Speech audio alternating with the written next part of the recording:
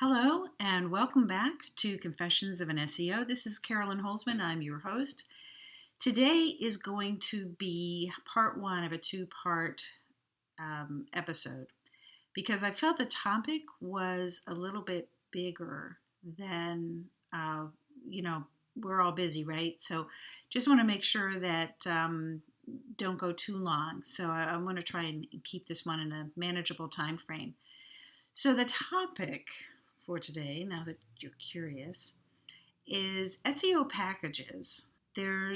I'm sure if you've sat at it from either direction, it's really the bane of a business owner as well as the SEO. And so I'd like to, this week, we're going to address it from the business owner and following week to the SEO. What I would like to talk about is SEO packages versus SEO process, because I think we all mash these two together when I think they are two different things. Talking about SEO packages, I think that these serve two purposes. It's a concept that helps a business owner have a better grasp on things, but they must be willing to overcome the temptation to equate buying SEO services with some intangible.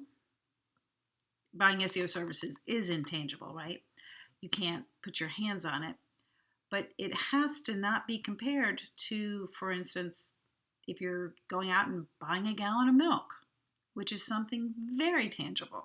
It's really challenging, and I think that's why I want to talk about these things. Process goes to thinking about the underlying SEO principles. For instance, if a business wants help to show up organically, they need to understand it means everything that isn't an ad or a map listing. It's all the stuff in between. If they want to rank higher in maps, then it means they're going to have to do work on two levels. I've said it before, if you're trying to rank organically, it's one thing, but once you start playing in the maps, you can't really get traction in there unless you have three things. You need to have an address or a geographic location. All right, that's the whole basis of the maps. But you also have to have a site that makes it very clear that you have the niche relevance. Now that the niche implies, what it is, the thing that you do, right? So if you're a plumber, it's a plumbing niche. If you're an attorney, it's a legal niche. So once you've got the niche relevance, now you have to go for the geographic signals that reinforce that you are in that location. So for a business owner, this really sucks because you have to understand what you're buying if you're looking at packages. And you also have to understand why you're buying it. If the only people you know who to ask and explain it are the people who are selling it, no wonder you get lost. I wanted to illustrate some of this with a story of a roofer that worked with my SEO company a while back. We'd worked together for 3 months and then he canceled. About a year later, he wanted to come back. And it turns out, ironically, I learned he switches SEO companies every 3 months because he thinks he knows what's needed and no one can seem to do it right. The first time I didn't know that about him, but the second time I knew that about him. So it's a red flag. For a little history, I had literally gotten his company into the maps where he hadn't been before. I forced a knowledge panel for one of his major search terms. So that what that means is if you search for the term, it was not the name of his company, but if you search for the term, his company would show up on the right hand. It was like a big kind of graphic card. Normally you see, like when you do a brand search.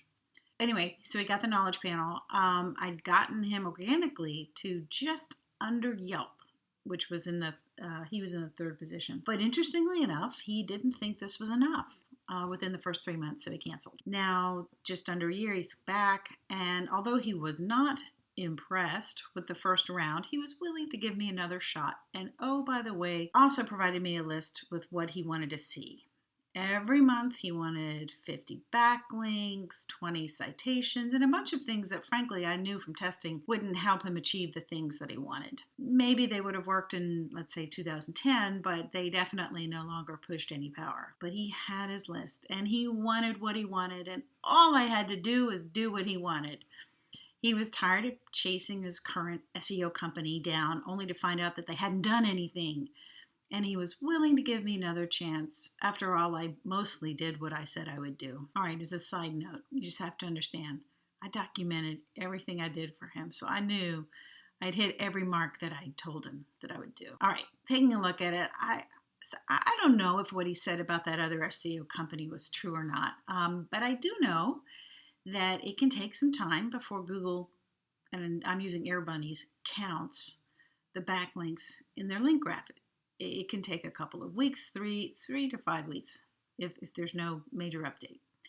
And then it will take even longer before tools will start to show them. So 3 months is not a long time. And no one that I know who's decent at SEO is going to appreciate this kind of micromanaging for more than they needed to. I sure didn't. So after he regaled me with all the things that he insisted on, I asked him, well, since you're so certain these things will help you achieve what you want, and I'm telling you that they won't, what do you really see as the difference between you and me, knowing that SEO testing and tweaking is what I do all day, every day? His answer: time. The only way he was going to be satisfied was looking at, quote, the work. He wanted links. He wanted a list of things on the paper. This is the essence of packages. That is not the way to buy SEO. Don't be this guy. He's stuck, and he will never break through. I know, because periodically I check where he is and where he wants to be, and it's really sad to see. It doesn't make me happy. So stop comparing packages. Just stop. Stop driving yourself crazy. Except that you don't know enough to know if you're comparing apples to apples. Here's some suggestions, all right? I don't always want to spank a business owner. But I want to say, ask anyone who you're considering hiring for SEO services, what process will you be using to make my digital presence better? Now, these are very general, kind of open-ended questions. Now, they should mention some things that I'm going to go into. I think if you've done any electrical work, I did, because my dad he fixed things electrically. And you'll recognize the backward testing to see where the break is in the current. So for the purpose of this discussion, I'm going to talk in local terms. I'm going to talk like if you're a local business in a specific area. So they should say something like this: we want to make sure that there are no technical issues negatively impacting your site. That means checking for website structures that will make it easy for Google to find and crawl the site. And then once we know that everything is working, that the system is clean, well, then we can look into these what we call money keywords that you're targeting, golden keywords that you're targeting, as well as identify some lower hanging fruit that you might be missing. That typically covers some kind of keyword research. But whatever they say, they should get back to you on it, because they want to educate you. They want you to know what the targets are. Then once, all the keywords are kind of set, that list. I think last week the episode was about a professional saying, am I being taken advantage of by these keywords, this list of keywords? What you want to do is make sure you get buy-in, right? That you're targeting things that you want to. That's reasonable, as long as they're niche relevant and there's some search volume for them. Then they should say they're going to do something along the lines of a content audit, to make sure, one, that the content on your site covers these topics. And if there isn't contact, then they should say, we'll get with you so that we can determine who is going to write this content. And you have to understand, as a business owner, that the content on your site is your responsibility. And whether you write it or whether you pay someone to write it, and that you could pay somebody that's on the SEO team. But don't just automatically assume it's part of the SEO. They should be asking for additional budget to do that. So then the next thing is, they've got sites, so we know there's no technical things, so we know what the keyword targets are, and we make sure that whatever targets there is content on the website that is directly related. All right, So then they should tell you that they're going to look at the analytics data. Is traffic coming? What are they coming through? Are they mostly brand name or are they discovery searches? And brand name can almost be like a validation search as well. But typically the brand is the name of your company. A discovery search is anything related to what you do and where you do it. Are there pages on your site that are not getting any traffic? Are there pages that get the traffic, but they're leaving the site really quick? You want to check those pages and make sure that, one, if it ended their search, great, yoo-hoo, hopefully they picked you. If it's something from a technical standpoint, like the page doesn't load, that could be a sign. That's why you want to take a look at the behavior of people who are on your site. And then they should say something along the lines of, once they know what is working and what is not, then they can start working on filling in the gaps, unhooking all the mess, right? Coming up with a roadmap to make these things smoother. Evaluate the local competitive marketplace and work on both building the presence of your brand in search, but also for those discovery searches. So the point is, you're looking for someone or some organization who understands that you want more business and can explain to you their process. Now, they're not going to give you a tutorial, but they ought to be able to say what they're going to do to help organically. And if you hire them for the maps marketing, that they can work with determining if it's a situation where your site needs to be more niche relevant or more geo relevant. The point is, SEO is about traffic driven by rankings. Now, I have a colleague who says he doesn't sell SEO promising sales.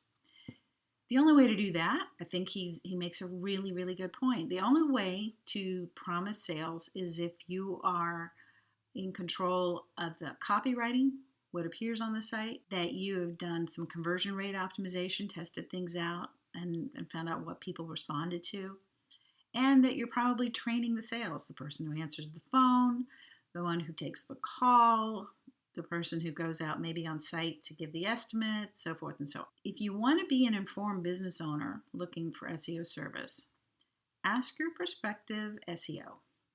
What are they doing in these areas? The copywriting, the conversion rate optimization, and the sales training. If they don't have an answer, well, let me put it this way. Truthfully, either their answer should be no, that's not what we do, or two, certain ones or these are available at additional fees. It is not part of the SEO's responsibility to train your salespeople, because if that's how you're evaluating your SEO, like how many direct sales you've gotten, there's a lot of things in between. You're not going to be happy, because if you're in control of it, you need to know you're in control of it. So if you're looking for a direct through line from the SEO work to a particular call, that's not SEO, that's sales. If you're looking for a package so you can run through it like a punch list to know what work that you can see is being done, well, that's just stupid. What you want to do is look for the SEO that educates you and builds a relationship with you. And don't abuse that relationship. Yes, you are paying them, but sometimes you're paying them so you have a competitive advantage in your area. So when Google updates, you want someone right there, right then, who is fully versed on your situation. And you don't want them to become your personal Google whipping post, okay? So if you get presented packages, ask them what the packages are intended to do. Are they intended to improve organic rankings, map rankings? And don't just let them get by with just, oh, it's to improve your SEO. That's not a good enough answer. Are they going to jump in and do work? Or are they going to identify the deficiencies and come up with a roadmap to fill them? And you want the team that can identify the deficiencies and come up with the roadmap.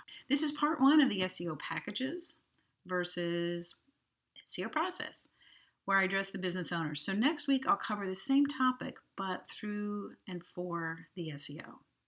I appreciate your time. That's it for this week's Confessions of an SEO. This is your host, Carolyn Holzman, and I'll see you in the circle.